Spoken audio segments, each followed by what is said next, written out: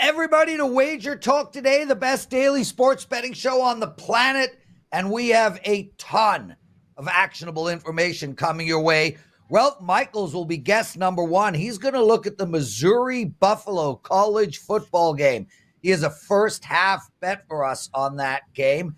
He's also going to take apart Carolina and New Orleans. Full disclosure, I love his pick in this game. He has a chart as well. How to bet NFL Week 1, which is right in front of us, and obviously an important chart.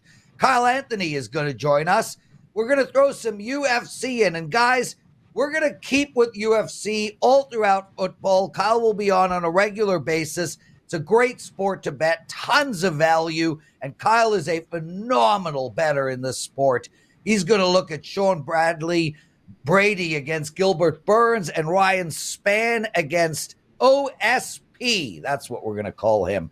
Art DiCesare at the end of the show, bookmaker from the Westgate. We're going to go through where the money is coming in week 2 college football as well as week 1 NFL. Teddy's got his big game breakdown, which we'll talk about in a second. And starting today, the daily presidential address is back. We get 100 likes. I'm going to delve deep into a single NFL game. Today will be Dallas against Cleveland, one of my favorite games of the weekend. Teddy covers, my co-host. What is your big game breakdown? Big game breakdown. We're going to talk college football. Arkansas against Oklahoma State, an SEC Big 12 showdown. And of course, in What Bettors Learned, we're going to respond to a viewer question from yesterday. If you have questions, comments, put them below. We take a look at them. And in this instance, we're going to respond to a question that we got from yesterday's show. Yeah, and it's a great question, guys. So stay with us. That won't be, that'll be right after the Ralph Michaels segment. Teddy, I thought my opening was 8 out of 10. What do you think? Yeah, you nailed it again, Lawrence. So yeah, what are we doing the show? We started doing the show, you and I, this version of this show in 2020. And this is the first time I think you've done 2 good openers in a row. So you're getting there. You know what? I'm back on the bike in the morning, so I'm all pumped up. I got tons of energy. Shout out to everybody who watched the NFL presidential address yesterday. 5,500 of you so far already. I got a lot of great comments, but a lot of people said, why didn't you mention Green Bay and Philadelphia was in Brazil? I just forgot. I know it's in Brazil, but it's not a game I'm betting, so I didn't dive deep into the game in the first place. Total screw up. Just forgot. Move on. Teddy covers. Let's bring Ralph Michaels on. Ralph, man, we are here, brother. It's week 1 NFL, week 2 college football. I'm pumped. How are you, man? How are you doing? Doing great. And Prez, you talked about that chart we're going to end my segment with. How about this? There's an 84.2% system since 2014. We'll finish the segment with that. I buried the lead. Teddy, I've now rated my opening a 7 out of 10. Well, let's start with Missouri against Buffalo college football this coming weekend. Missouri minus 20.5 in the first half. Wow. Where are we going in this one?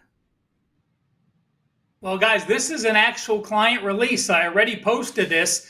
There were a couple 20.5s out there. I'm okay with laying the 21 as well. But Missouri is in a situation that I love. I'm going to steal one of Marco's phrases. If you look at the box score and you're a Missouri fan, you're going to say, hey, folks, Missouri won 51-0. They're fat and sassy. But it's actually just the opposite. They are not happy at all. You look at Eli Drinkwitz, what he said. He said, it starts with fundamentals, route running, timing, the quarterback setting his feet when he makes his throws. The receivers did not perform well. Drifting after he throws with the quarterback. Wide receivers have got to run their routes to the correct depth. We've got to explode out of the box, and quarterbacks have to make the throw. He actually went into many more rants about his team that he was not happy. That makes me excited backing them early in this game. When I look at teams off a shutout win in week number 1, and they're at home again at week number 2, guess what? those teams have covered 69% against the spread. And if that team is off a shutout win at home and their opposition is off a home win as well, that changes to 86% against the spread. You look at Ball State. They had a nice, easy win last week against an FCS foe. They have a very winnable game last week. This is Pete Lembo's second game as the Buffalo head coach. When you look at what Lembo did at Ball State, he was only a dog 4 times of 21 or more points. The average score in those games in the first half, 40.4 to 4.7. In the second half, he only got outscored by 0.2 points per game. The opposition scored 11.2. His team scored 11. So he's been a very second half oriented player where he keeps playing as a big dog. That's why I went first half in this stage. I look at the Buffalo defense. They're a 4-2-5 defense. They're a very small defense. They're made to cover the other MAC offenses. This Missouri O-line averaging over 315 yards per play. And oh yeah, by the way, while Buffalo did win handily and they were up 16-0 in the first half, they ended up beating Lafayette by a score of 30-13. They still allowed a team at home, an FCS opponent, Lafayette, to complete 69% of their passes. Add it up. Color me the Missouri Tigers. I do believe that logo. There's the right logo. I think that logo we had at first was the Southwest Missouri Bears. But thank you. So, nice job. I said to Teddy. Sorry, I said to Teddy in the middle of that segment, I'm like, I'm sure that's the wrong Miz logo. Teddy didn't move, so he was probably so shook up at the moment. But yes, Dan got the right logo. What I'm impressed, I didn't think it was anything that we could fix or do anything about. And the fact they were able to fix that behind the scenes as quickly as they did, more credit to the staff. So many guys who work so hard behind the scenes. You see us on camera. You don't see a lot of the other guys. Make no mistake about it. They're working their butts off, their tails off every day to make sure that the graphics are good and the show comes out properly. Ralph, when it comes to Teddy, Buffalo, Missouri. And one more thing about that. The funny thing is that was the Southwest Missouri State Bears logo, the first show. Yeah. That's where C.J. Agabano used to be the quarterback. And he actually played against Missouri a couple years ago at Southwest Missouri. He ran for 97 yards. So while he only rushed for 19 yards and 5 attempts in his first game, he didn't have to run. That is another concern when you have a very mobile quarterback against the number 2 and 3 defenses later in the game, that a mobile quarterback can break out and lead to a couple late scores. So just real quick, Ralph, I want to ask you about the Buffalo. We spent a lot of time with Missouri on that, and I want to ask you about the Bulls, because this is a program that was on the upswing under Lance Leopold. You know, they had 3 consecutive strong seasons in the 18, 19, 20. How far has this program fallen then? Is Buffalo the type of team we might want to be betting against on a week-in, week-out basis? You know, I don't have Lembo as an A coach. I don't have Lembo as a D or an E coach. So, you know, we have to give him some time. But I will say this, Teddy. I think the downfall of Buffalo and to see what Leopold does says more for how good of a coach Leopold is and what Buffalo is left with trying to replace him. So, again, you have to give a new coach a fair period of time. I think when he looks ahead as the Buffalo Bulls head coach, you have a win. You have a winner ready. You have a very winnable game against UMass that you're hosting next week. If you don't get out to an early close game here, I think it's throw in the towel and just worry about getting the win next week to get to 2-1. Ralph Michaels joining us. Guys, if you like what you're hearing, take a second out of your day and hit that thumbs up button, please. We need to get to 100 likes every single show. So greatly appreciated if you do. And also make sure to subscribe to our channel. 167,000 of you already subscribed. It takes a second to do that as well. Well, we've got a division matchup in week 1, a few of them obviously, but we're going to talk about the Carolina Panthers against the New Orleans Saints. Really, not much is expected out of Carolina coming into the season, but let's be honest here. Derek Carr and that crappy coach for the New Orleans Saints, Dennis Allen. I've gone blank. Their careers are on the line. New Orleans got to get out fast, and they've got to have a good start to this year. Where are you going in this game? Well, it is a tough one. You look at Carolina and you say, oh my God, this is the worst offense there is. And, you look at what Young did and can they turn it around? They were winless on the road last year. I think they did go 3-3 ATS against their division. But I will say this, while I am not a Dave Canales fan as far as the head coach, the guy does know how to coach up QBs. You look at what he did to Baker Mayfield. You look at what he did to Geno Smith. You can only think that's a positive impact on Bryce Young. Then you look at what the Panthers did to improve that offense that was so horrible. Yes, they still have a bad O-line, and they're going to clearly have to play better. But, you bring in wide receivers, Deontay Johnson, and you draft Leggett in the second round. That gives you more weapons on the outside.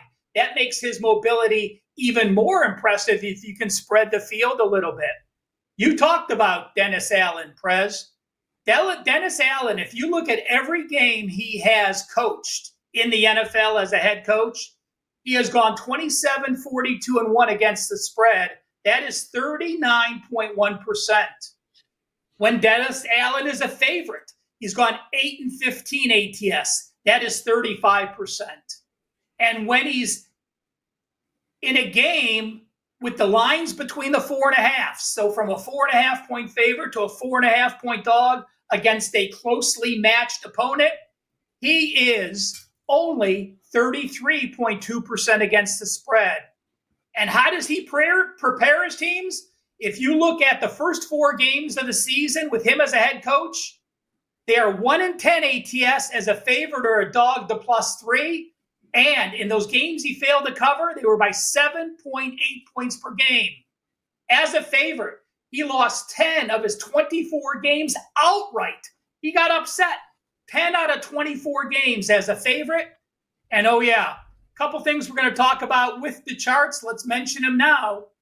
Let's not forget that division teams, a division dog in week 1, 70.6% against the spread. A division dog, a division dog, 70.6%, and a division dog of 2 or more, even higher than that. And if a team is playing a division foe in week 1 and they have double revenge and they're a dog of 3 or more, 22-17 against the spread, 76%. Yes, it's ugly to take these week 1 dogs. I think there's value with the Carolina Panthers. So Carolina lost 11 of their 15 losses last year came by a touchdown or more. They had the worst offense in the league. New Orleans, when we're going to complain about the Saints, we're not going to complain about their defense as much as their offense. That defense on paper is solid. What makes you think that a new head coach and a new offense and a quarterback that couldn't do anything last year and a good defense that they're facing is suddenly primed to show dramatic improvement in game 1 against a quality defense? Wouldn't you prefer Carolina against a bad D than a good one? Yeah, but again, you look at, and to your point, Teddy, I think New Orleans has been a top 10 defense for 4 straight years. So that's impressive. Doing it 1 year is great. Doing it back-to-back. But I just see the Saints keep getting older, not really improving, not bringing any people into the fold. So with Carolina getting better, and we know as the season progresses, a team can just throw in the towel and just completely have a season go down the toilet. In this case, there's a reset with the new coach. There's a reset with a coach that understands his head coach and a quarterback-friendly head coach. So, it's always a gamble in the NFL week 1. But again, we're going to show in a minute that these division dogs are there for a reason. They're familiar. They got beat twice last year. They get to they don't have any pressure on them, where Prez did make a good point. The Saints actually have pressure on both Carr and the head coach. So I still think there is value. Again, they're a division dog of 4 for a reason, but I do like them here. Speaking of division dogs, Ralph Michaels, you've got a chart for us that includes that type of information for week one. I hand the mic over to you, my friend. I will say this, guys. This is one chart. I have 6 of these charts for Bet on it today in the NFL and college football. Make sure to check that out later today. But let's simply look at week one. Do I bet favorites or do I bet dogs? And some of this information over the last few weeks, as I was breaking down some games, I might have mentioned it. But since week one is here, I want it fresh in everyone's mind. So if you say to yourself, week one, is it better to bet dogs or better to bet favorites? Let's take a look at the top line of this chart, and it's pretty easy to see. Since 2014, if you basically bet every NFL week one dog, you have won 56.4%. Now look at the next division. Division dogs and non-division. Non-division dogs, basically 50-50. So let's say you have a non-division favorite. No problems playing that. But division dogs, 70.6%. Division home dogs, 77.8%. And division home dogs of plus 1.5 or more, 16-3 against the spread since 2014, 84.2%. There is one team that applies to that, and that is the Colts, plus the points versus the Texans. But take a look at the very bottom line. How unusual is this? Since 2014, game one, division home dogs of 1.5 or more, 84%. Non-division home dogs of 1.5 or more, 36.1%. The complete opposite, depending on looking at division foes or non-division foes. And Ralph, do you have a list of all the division games this weekend, or do you want me to run through it real quick? The division home dogs, again, only the Colts. The division away dogs that fit into that category, the Jets versus San Fran, Washington versus Tampa, Jacksonville versus, those are the away dogs for non-playoff teams. I misspoke there. I do not have the division dogs down here, Teddy. My apologies on that. I have a different chart for Bet on it. I did the Prez. Completely just spazzed there and was reading wrong information. That's the So Prez. just real quick, the division dogs this week include Carolina at New Orleans. We've got Indy against Houston. The Raiders are division dogs against the Chargers. I believe those are the only 3 for week one. Thank you, Teddy. Ralph Michaels, what do you got to promote? It's football, guys. I'm excited. I'm just going to say this. There's absolutely no reason not to take advantage of the 3-day for $49 special. Doesn't matter if you want me or anyone on the site. You can sign up now. And one thing I want to remind people, when you sign up for a 3-day all access, you can put in that you want your package to start on Saturday or Friday, where as soon as we load plays earlier in the week, even if you are getting a 3-day package, you'll start getting those plays immediately. So that's something you want to make sure you do as you're looking at those 3-day all accesses. Sign up early in the week. And as we all release our plays, you'll get an email update with those releases as soon as they happen. Ralph Michaels, well said. Great promotion, guys. Make sure to take advantage of that. Also, again, guys in the chat room, Joseph, appreciate the kind words about my NFL presidential address. So hard to do every game in 10 minutes, but a lot of fun nevertheless. Teddy, lots of shows still to come. Kyle Anthony, Art DiCesare. I'm going to do a deep dive into the Dallas-Cleveland matchup, and you, my friend, have a big game breakdown. But first, what did bettors learn? Sure. We got a question yesterday in the comments that I thought was worth discussing for today. Corp LV8 left us a question. And I'm just going to paraphrase here. Excuse me. He said, have you seen lines sharper since rapid growth of legalized gambling? In other words, is it harder to find an edge today compared to 5, 10, 15 years ago? And my answer to that question, Prez, is yes and no. As always, there's 2 sides to the equation. Yeah. On the one hand, look, lines move quicker in the modern marketplace. Information comes out, boom. If you're not there, you missed the number. certainly the markets take advanced metrics into account better now than they did 10, 20 years ago. They cut limits quicker now than they did 10, 20 years ago. And there's lots of competition in the marketplace to get these numbers. So all that's tougher. On the other hand, the sharp money, the wise guy money, they tend to look at the same thing.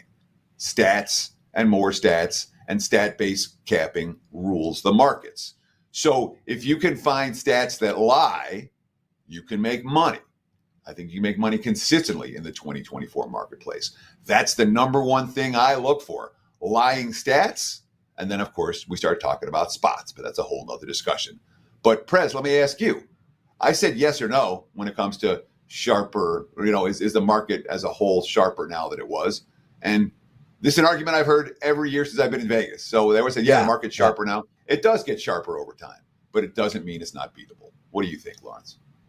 Well, whether it's beatable or not, I guess, is somewhat irrelevant to the question. The concept is it's sharper than it was in relation to it being sharp.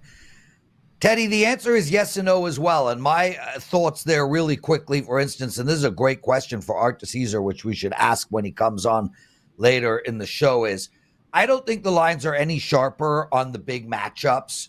For instance, the Rams versus Detroit this, primetime Sunday night, tomorrow night, KC, Baltimore. I don't think the lines are any sharper than they were 30 years ago. I think where the lines have become sharper, and I wouldn't say versus 10 years ago, I would say versus 30 years ago, is on the Cal State Northridges and the Pacifics in college basketball. On the on the lower tiered, college football teams, the games that were never on TV 20, 30 years ago, that never garnered a ton of public action. I think the lines are sharper on those games now than they were.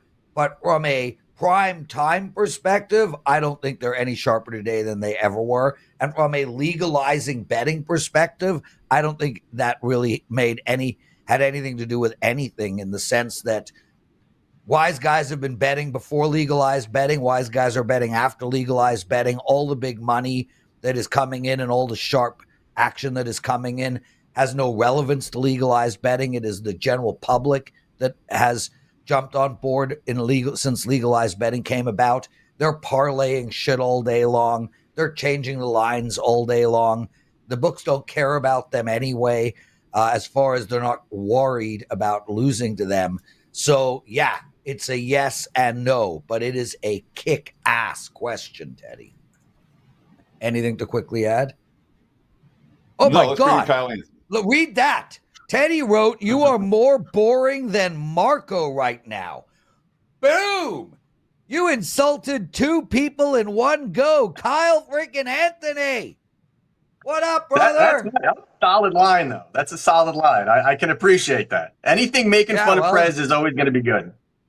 Yeah, well, Kyle. I get to make fun of Prez and Marco with the same little, with the 7 words right there. Yeah. Two birds, one stone there. 2 birds, 1 stone. Yeah, Marco texted Kyle, me let's this morning. Into it. Yeah, Teddy, I will introduce Kyle. You relax. I'm going to try not to be so boring. So, Kyle, good. We're going to keep you going all the way through NFL and college football, but we're going to do these segments fast with no follow-ups. We're going from one to the next. That is the way it's going to be, and we say that with love. Sean Brady versus Gilbert Burns. Where are you going in this matchup? All right, so in this spot here, we've got in the main event, we've got Sean Brady here. He's around minus 190. On the comeback here, you've got Gilbert Burns. He's plus 160, 165. Now, you got Brady here. Good wrestling, good grappling. On the other side, you've got Burns, who really is, UFC veteran, does have some grappling and some power. Now, money has consistently come in on Brady in this spot here, but to be honest, there are some holes in his game. He's going to be looking for wrestling. He's going to be looking for that control time, but the big red flag for me is a recent fight that he had against Bilal Muhammad. Now, I know Bilal is the current champion, but this guy is a lay and pray decision machine.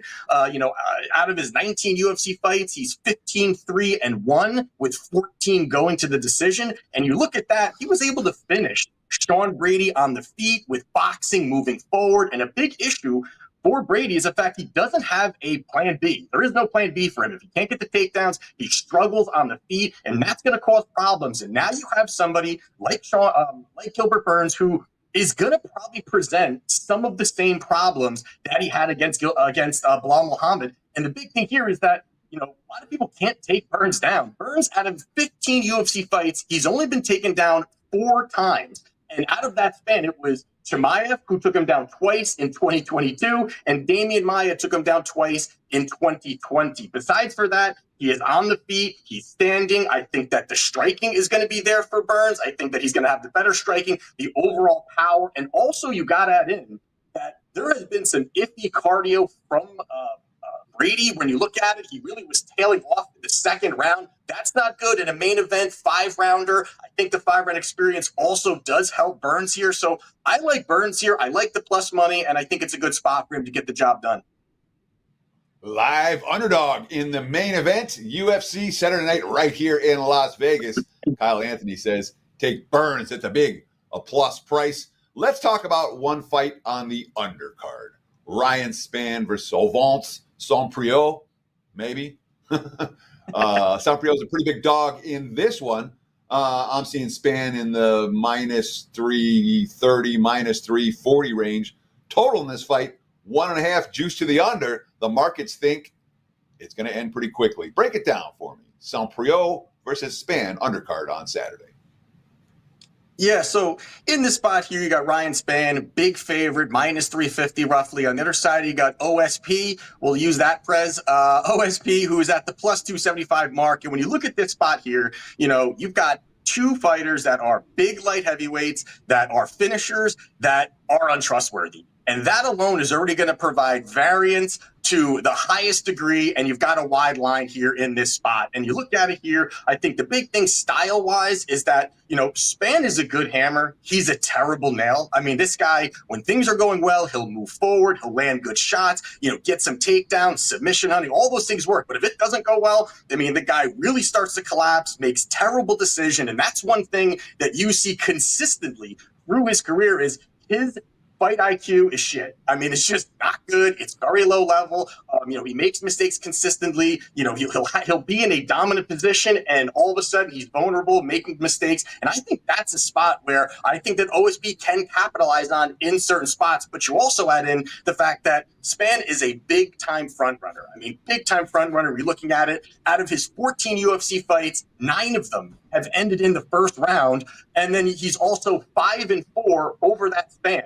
Not the greatest, and you also got to add in the fact that he's on an 0-3 run in the UFC, got finished twice. I think those are a lot of red flags. You're talking about a guy that's minus 350, and then also you got to look at it as that OSP has had some issues. He's definitely not looked good in certain spots, but he is coming off the best performance of his career against Kennedy Nzechukwu, where he landed 143 significant strikes. That eclipsed by far the most strikes he's landed in his career. I don't know if he had his Wheaties or sipping on some secret juice or something, but this guy all of a sudden has looked good. I think OSP is going to have better striking. I think he's going to have the better power. And as well, Spann's power, a little overstated out of his 21 wins, only 6 knockouts. So it's not like he's out there blasting people. I think this is a recipe for, bad things for Spann overall, especially at this price. And again, both these guys, not trustworthy, but OSP is not the minus 350 favorite here. I like the plus money on him to get the job done.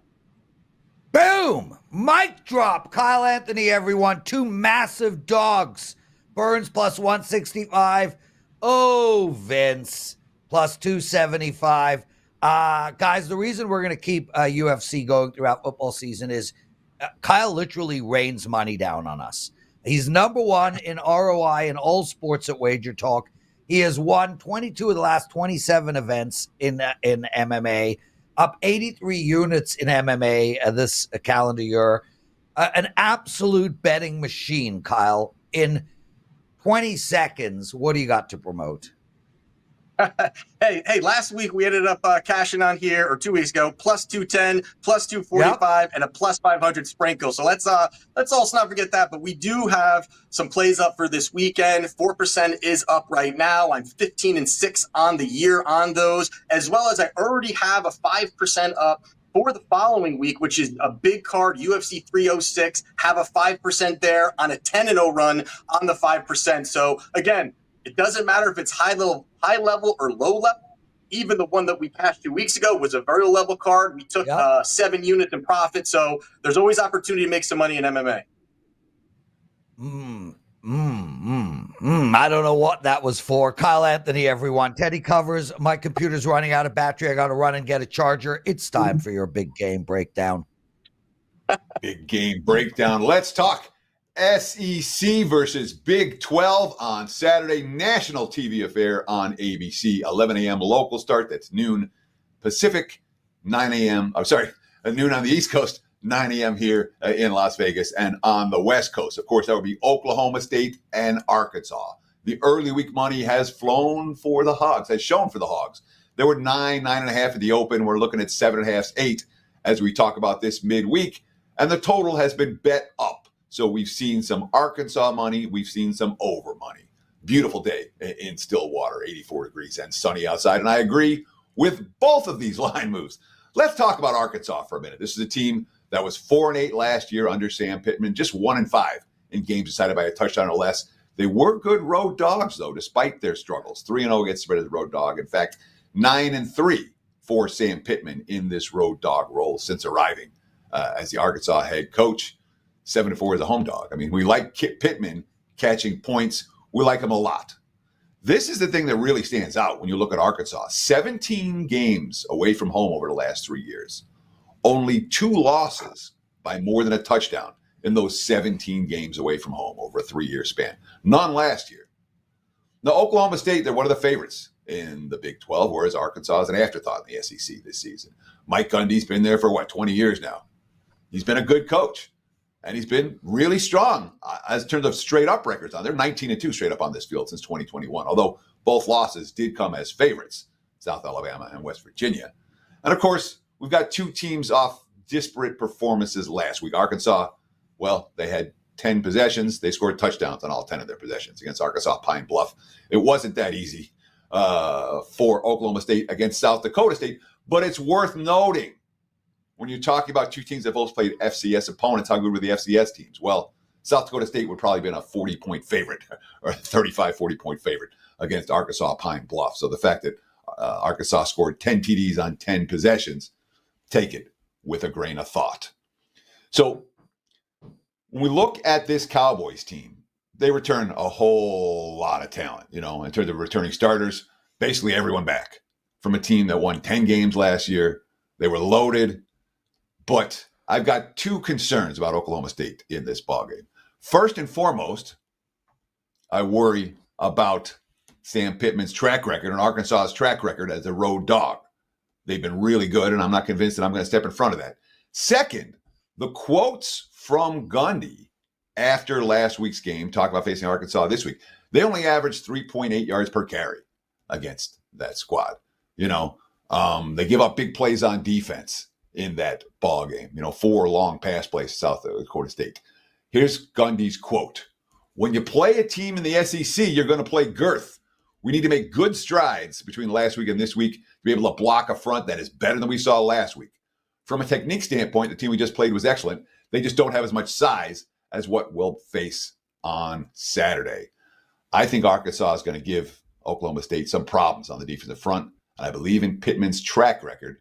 I'll take my chances with the Razorbacks plus the points on Saturday. And remember, take advantage of that 3-day all access, just $49. You get every play, every day. Choose as many handicappers as you like and pick your start date. Whatever you want, that 3-day all access. Available for all the cappers at WagerTalk.com. Just $49. Great opportunity to get on board this weekend. There's your big game breakdown. Back to you, Mr. Prez. Teddy covers, 10, 12 minutes left in the show. We got Art DiCesare coming up, and we still got my daily NFL presidential pick. It'll be on Dallas and Cleveland. Art DiCesare joining us. Art, my apologies for telling you were on second. I messed up. I had to move guests around. I forgot to tell you. Let's get straight into it. Do you think lines are sharper today than they were 10, 15 years ago? It's a good question. I mean, I've been in the business 8 years, so I can only really talk about it from my perspective, having been in it. I think you're right, Prez, in the sense that maybe the little league games, as we call them, like the extra games and the FCS games, Yep. I think those are a little bit sharper. Now, I will say this, though. The fact that they're sharper and they are on TV now, you can get everything on ESPN Plus or streaming, doesn't mean the general public bets them. That's still all sharp money.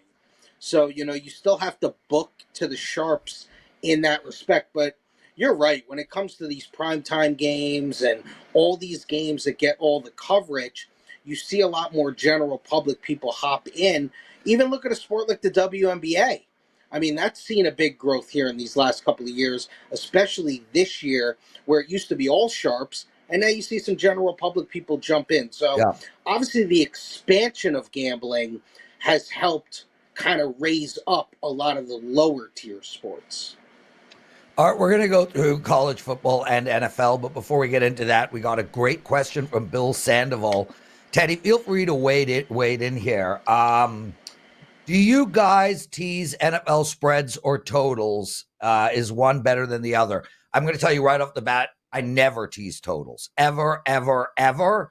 But Art, I'm curious what, Teddy, you go, and then afterwards, Art, I also want to know what the general public is doing, not only your opinion in this. Teddy? So no self-respecting wise guy, or if you're serious about betting, you would never have a total on your teaser card. Plain and simple. So the answer is sides and sides only. And of course, we talk about the Wong teasers. That's your classic teasers where you're teasing short favorites. Say short underdogs of less than a field goal up to more than a touchdown. And you're teasing bigger favorites of more than a touchdown down to under a field goal, capturing all the key numbers. That's the standard methodology for wise guy teaser plays. Do you see any other action that's not that, Art, of any volume? No, and I mean, obviously, teaser cards are very important to sports books, and you see a lot of them come across the counter on Saturdays and Sundays. To obviously back what you guys say, you never tease totals. Like you said, you never see a sharp guy do that. I know for me, just my perspective, I love a 2-team 6-point teaser in the NFL. That's like my favorite thing to bet. I love betting those. Teddy mentioned it. I love going over a key number of 7 or taking someone like, Dallas Cincinnati this week. Yeah, like perfect example, Prez. I would take Dallas plus 8.5, and I would take Cincinnati minus 1.5. Yeah, I mean, like that's like a perfect setup teaser for you. Why are you mad at me, That's exactly what I was going to ask you, was what your teaser was for this week. And the answer is Dallas and Cincinnati. There we have it. So NFL Sunday, college is Saturday. Let's start with college football. Where are you seeing the action coming this week? Let me start with it. What was your best decision last week? What was your worst decision last week in college football? And then let's talk about this week's card, where the money's coming, who the pros likes, who the Joes likes. So our worst decision was Alabama. Shocking. A huge, huge favorite. We took early money on them at 32, closed, I believe, 34. But we had multiple 5-figure bets on Alabama. And so, like, going into Saturday, we were pretty good. Thursday and Friday were good. Saturday, not as great. We did well on the LSU game because in-game was pretty good for us. People laid LSU second half in that game, so that was good for us as well. And I'll tell you what, the Monday game was incredible. There were so many things tied to Florida State with with money line parlays, probably some teasers too. And then we had a house player come in and drop a 6-figure money line bet on Florida State. So, oops. When Florida State loses outright like that as an $8-9 favorite, it's going to be a really nice weekend. And it really wrapped up, which was a good first week for us in college. So let's talk about this week, what we're looking at the card for week 2 in college football. Tell me right now, where's your parlay liability? Who are what are the sides that the Joes are lining up on early? And where have you seen the most sharp action in early week college football betting for week 2? Yeah, let's start with the public, Teddy. Public's laying the short favorite with Georgia Tech, minus 2.5 at Syracuse. Now, listen, their win against Florida State doesn't look that great anymore. Syracuse is a pretty, spunky team. They were actually good for us last week against Ohio. So they're laying the short favorite there. They're actually taking the points with NC State at home against Tennessee. They took 7.5. It's 8 now. So they The number's gone against them there, and they're taking the over in Boise, Oregon, the public, over 61, figure to be a lot of points there. Sharps laid Virginia Tech minus 17 at home against Marshall, coming off their bad loss against Vanderbilt. They also laid Arizona State minus 4.5 at home against Mississippi State. That's now 6.5. The Buffalo, Missouri under saw some good sharp money at 52.5 and 52, now sitting at 51. And you got to talk about the big game, the game of the week, obviously the early 9 a.m. Vegas kickoff, Texas at Michigan. We opened that 6.5, really respected better. We like, and usually like to book to, laid the 6.5, went to 7, now sitting at 7.5. I think at some point we will see some Michigan public money come in. Hasn't happened yet, though. You think? I mean, isn't the public just going to bet what they saw last week, which is Michigan not really dominating, or is that going to? I mean, do you think that Michigan's going to get some love because they're the defending national champs? I think, Teddy, because they're at home, because of the defending champs, and we've talked about this, and I know a lot of smart people who say there are no key numbers, and a lot of smart people who say there are key numbers in college football. But I think they're going to see that 7.5 sitting there now. And go, well, I'm getting over a touchdown with Michigan at home. I just have to play it. And to me, that's when the general public will start to come in, because obviously the Sharps have already laid the 6.5 and maybe even the 7, moving that number up to 7.5. Art, love having you on the show, man. Thank you for joining us every Wednesday. Art DiCesare, everybody. Listen, we're going to talk NFL. We've done no baseball today at all, period. One of our listeners, Save the Clock Tower, he's in every day. He says, any baseball? So real quick, any baseball suggestions for today? I'm sorry. I really don't have any. It's so funny. Once we get into this week, I mean, last week was busy, but this is the week. I mean, we got NFL tomorrow. We got both college and NFL. I wish I had some public or sharp action to give you on baseball. Obviously, baseball really starts to take a back seat here in this last month. It will rev back up for baseball playoffs, but right now there's not much going on. Teddy, we do have a baseball show on this channel. It's called First Pitch. It's up now. WagerTalk TV. You get all the baseball you want. Sorry, go ahead, my friend. No, that's perfect. That was a perfect lead. We've got just a few minutes left with Arthur DiCesare, race and sports risk management supervisor at the Westgate Superbook here in Las Vegas. Art, let's talk about the NFL right now. Thursday night, Friday night, Sunday night, Monday night, 4 national TV games. Talk about those first, if you're seeing any pros versus Joes and anything else that stands out to you on the card. Yeah, absolutely. I've talked all summer. Baltimore's going to be a need for us on Thursday. We saw nice Kansas City money come in and trickle in all summer. minus 2.5, minus 120. Same thing with the Friday game. Philly opened -1, now sitting at 2.5. We will need Green Bay in the game. The Monday night game, Jets were as high as 6. Saw a lot of money come in. We went to as low as 3.5. There's been some buyback on San Francisco. San Francisco's been putting a lot of money line parlays as well. That game has trickled back up to Jets now plus 4.5. So we're still probably going to need San Francisco in the game, but obviously a lot can happen because that rolls into Monday night. And anything else stand out to you for week 1 on the NFL card? What about totals? Are you seeing anything with the totals? Ralph had a chart with the divisional underdogs. Are we seeing, the divisional dogs take money? Talk about some of the non-marquee games for week 1 in the NFL before we let you go. Yeah, absolutely. A couple things with the public. Public's laying the Saints -4 at home, obviously against Carolina, who was one of the worst teams, obviously the worst team in the league last year. Public's also taking the Colts-Texans over. It's one of the high totals on the board at 49. They're not worried that it's a divisional game. They're taking the over.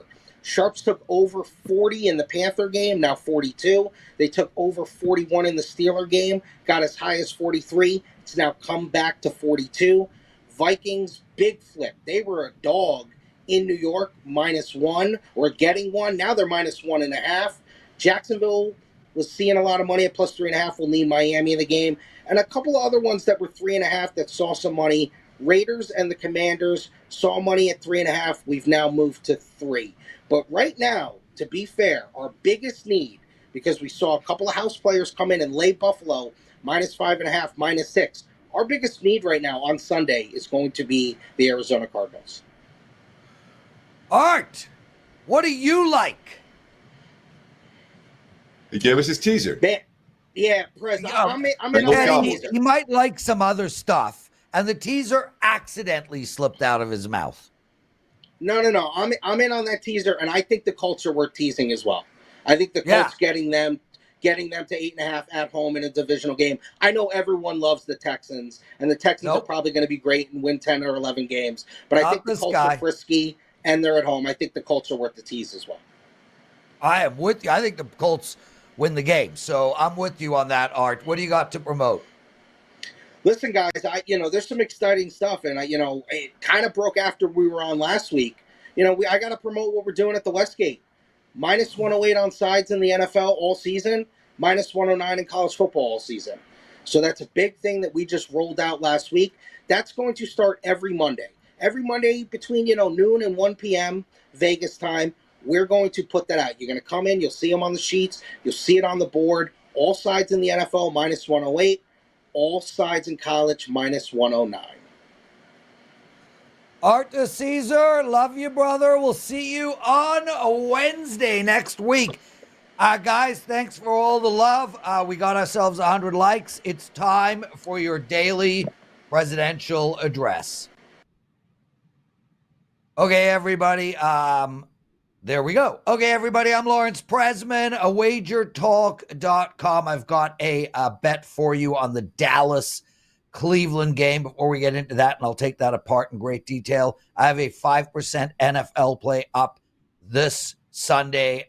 These plays are rare, and I absolutely love this play. We got a site-wide promo for any handicapper you want, only $49 for 3 days of play. I highly suggest you purchase mine. I have a game on Thursday, college all day Saturday, and I have a huge card on Sunday. Let's get into this Dallas-Cleveland game. Dallas plus 2.5 against Cleveland. And I'm going to tell you, I don't understand this line at all. I know the Browns have a great defense, number 1 last year in yards allowed, but they did let teams score more than 21 points a game on them last year, and that put them in the middle of the pack. Their defense is completely overrated. As for their offense, man, Watson might end up crippling this franchise. Not only is he the worst contract signed in history, but he might continue to completely suck. Plus, Nick Chubb is out for the next 4 games, and I'm not high on this offense at all. Now, don't be sleeping on this Dallas team. I know a lot of talking heads out there. They think, oh, Dallas sucks. This isn't going to be their year. But this is a team that is coming into the season with the 5th best defense in the league last year, allowing points, which is by far the most important statistic from my perspective. A hell of a lot better than Cleveland's defense. And they were the number 1 team in all of football in scoring points. So I look at both the sides of this game. Cleveland's D is worse than Dallas, and Cleveland's offense, well, they're like a Tootsie Roll compared to Dallas's Toblerone. I know these are last year's numbers. I get it. But I don't think Cleveland did much to fix their team except get Watson back. And Dallas didn't exactly lose everyone on their roster. And don't forget, their best, well, we already discussed the fact that Nick Chubb is out.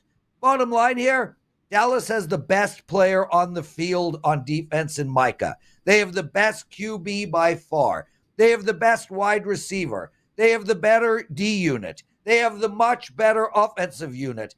They are a veteran team that knows it needs to win out of the gate. Maybe the only reason the boys are a dog air is they went 4-5 on the road last year. Well, they did beat the New York Giants 40-0 in their first game last year, and that was on the road. This is an absolute no-brainer pick for me. Take Dallas plus 2.5 against Cleveland. And P.S., this will be Brady's first game ever in the booth. The most boring man on the planet. Will be exciting to hear him speak. That's it. Thanks for watching. Teddy covers. Take us home. We'll see you guys tomorrow for another edition of Wager Talk Today. Between now and then, enjoy the games and best of luck with all your bets.